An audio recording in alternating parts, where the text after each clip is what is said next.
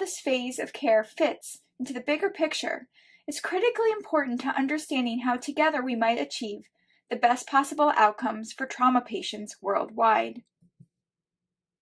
In general, acute care is comprised of two phases: pre-hospital or out-of-hospital care and hospital-based care.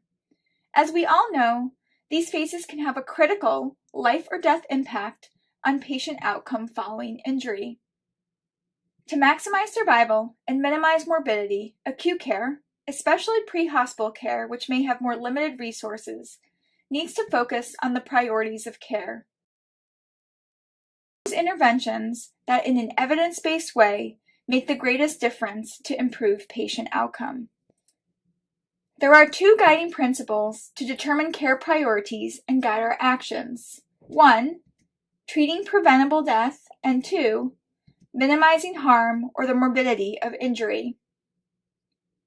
The foundation of managing priorities of care remains the patient assessment, which allows us to recognize life-threatening pathology. But we have to do more than recognize pathology. The key is to link this assessment with critical actions. To renew focus on treatment priorities, the updated version of the ITLS patient assessment directly links patient assessment with critical actions, which should be performed at each step in response to findings. Whenever able, the team leader should assign these critical tasks to team members.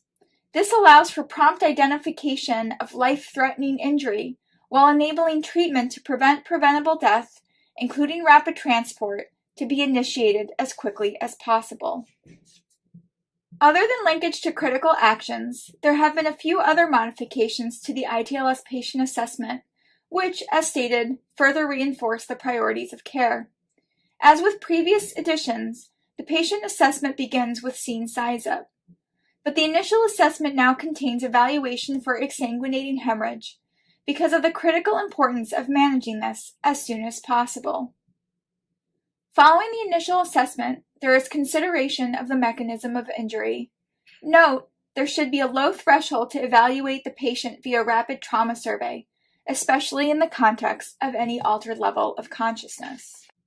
Following a rapid initial assessment, providers should determine if this is a critical, aka load-and-go situation. If so, rapid initiation of transport to an appropriate destination, ideally a trauma center, should begin.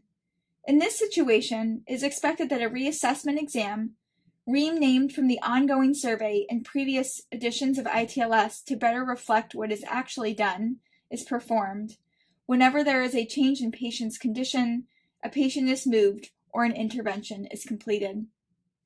It is possible that with a critical patient, there may not be time to allow for a complete secondary survey to be performed, but once again, this is because of renewed emphasis on priorities of care. Let's now review clinical updates from the 9th edition. The clinical practice of pre-hospital medicine is constantly evolving and improving because of research. In the updates to the 9th edition, we have made every attempt to focus on those interventions which, in an evidence-based way, may improve patient outcomes. Because patient assessment forms the basis for clinical intervention, rather than take a chapter-by-chapter approach to discuss changes from the 8th to the 9th edition, we review the 9th edition updates based on where they fit in as critical actions within the ITLS patient assessment. Let's start with hemorrhage control. Previously, in the 8th edition, the discussion of shock was deferred until airway and breathing. However, given the central importance of hemorrhage management to trauma survival, as well as its fundamental and interrelated importance to airway management choices, this has now been prioritized to Chapter 4 and renamed to stress the central importance of hemorrhage management. Furthermore, the accompanying skills chapter no longer focuses on vascular access skills alone, but this is now coupled with hemorrhage control skills because of their primary importance in the treatment sequence. This chapter now emphasizes skills such as wound packing and tourniquet application. Following the discussion of hemorrhage control, airway management, as we all know, plays a critical role in the trauma patient management as loss of airway is one of the leading causes of preventable death. Trauma patients have two basic airway needs: oxygenation, which is critical in all patients, but particularly those with traumatic brain injury, where a single episode of hypoxia can negatively impact mortality and neurologic outcome. In addition to oxygenation, patients require ventilation.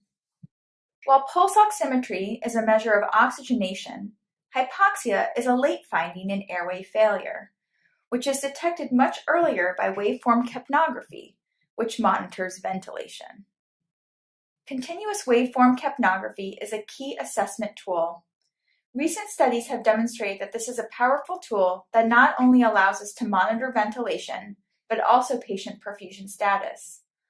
But waveform capnography is more than just an assessment